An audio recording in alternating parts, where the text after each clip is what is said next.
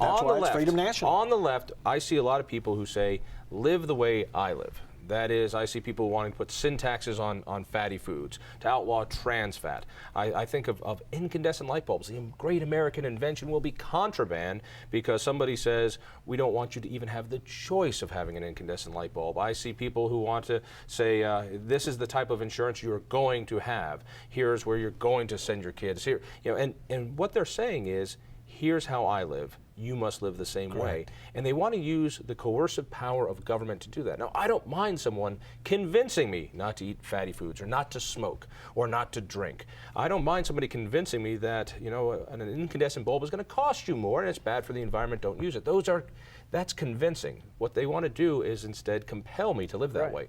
Do you believe that's not the role of government? Do you believe then it should be freedom nationally? It's not the role of government to be involved. But it is the role of government to say thou shalt not steal. And that's a moral question. That's a crime against there the is person. there is a moral reason to say you shall not. We shall put into place trademark laws. That is a moral issue. That's a property issue. There are virtuous issues every day that we vote for. The question is that the role of government, or is that not the role of government? Would you agree that the left spends a lot of its time in behavior modification? Without a doubt. Without a doubt. So do social conservatives try to use behavior modification through the government as well? I would say no. Why I would would you say say that? they are defending. You are denying us the ability to go to the gay rights issue. No. Let's jump to there right after this. The social conservatives, I believe, are standing up to say, do not force this issue on us. Marriage has been defined as a union between a man and a woman since the beginning of time. It is not the Christian right that is saying we are going to force this to be an issue. It is the left that is saying we are going to force this to be an issue, and the Christian social conservatives are saying no, we are going to stand up and defend marriage as being between what has traditionally been since the beginning of time between a man and a woman. I believe that the social conservatives are fighting to keep government out of our lives. Bring it over here. You also agree with me that liberals have been using government as behavior modification? Yes. All right. Now, but you would also say that social conservatives, while not nearly as successful in it, have wanted to try to use government to push historically, yes. All right. Talk to me about the gay issue.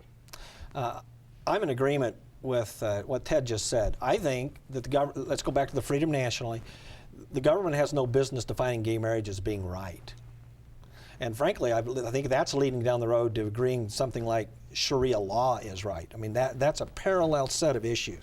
So I'm in agreement about the federal government has no compelling reason to declare gay marriage correct. That's pushing virtue. At the same time, the social conservatives, in my view, have no business saying that there's the lifestyle of a gay is something the social conservatives ought to be involved with at the national or state level. I mean, there's a common freedom aspect of the way people live their lives. And while we don't need to have gay marriage pushed on to social conservatives so that we have to conform in our lives to gay marriage as a new social convention, neither should we have much to say about how gays live their lives. What about things like last election we had a civil marriage or a civil union bill that was up, went to the state voters, and they shot it down. Something tells me you voted against that. So outside of gay marriage, should there be something like a civil union? Is that something that social conservatives can be comfortable with? I personally believe there's no difference between civil union and gay marriage. They are one of the same, in my opinion. I have no problem with there being legal mechanisms for gay couples to be able to have wills together, to buy homes together, to be able to go to the hospitals and visit each other. I believe that's already in place. The reason why they made that argument is so that they could have marriage in a different name. And though those other aspects are already legal under current estate laws, they wanted to have civil unions and use those arguments to be able to get in what would be essentially, under the law, marriage. And I believe marriage is between one man and one woman and should be protected as such. If they want to have their own I do not believe that government's role is to regulate people's lives. I don't believe you should, when we don't outlaw heterosexual relationships outside of marriage, and we shouldn't regulate homosexual lifestyles outside of marriage.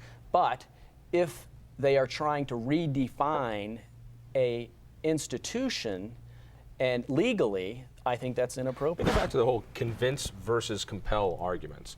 Are you suggesting that the role of social conservatives is to convince people to live virtuous lives? That is, through their churches, through their communities, through their civic organizations, and heaven forbid, through their families, but not through government? In fact, that's exactly right. And frankly, social conservatives have been fabulously successful for a long, long time at doing that locally. The families, the churches, the associations, it's exactly where it belongs. It's the convincing aspect. That's what Christians are in the business of doing, is to impact their culture one by one, the people, and convince Jon Caldara that it is the proper path. And that there's no way I can compel you, and frankly, it's futile to try to compel you to that direction by creating any type of law that gets you there. But unfortunately, the problem is that the left and their virtue politics has been very successful in saying that government should be the provider of everybody. And that's why we're here. And essentially, we need and because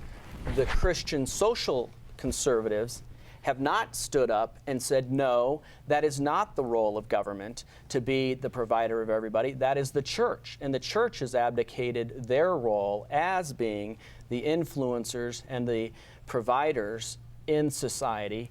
And the church and the Christian conservatives have allowed that to happen.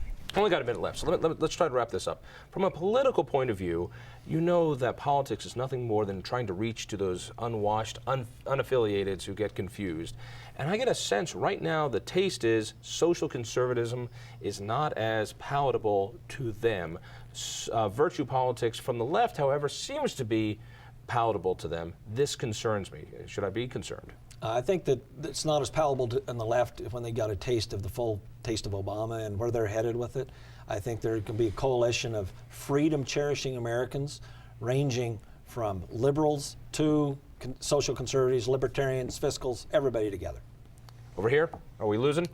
Well, I think Kevin's argument is a false argument. I believe that the reason why we have the problems we do in society is because the left has been successful in their virtue politics and the right has been absent.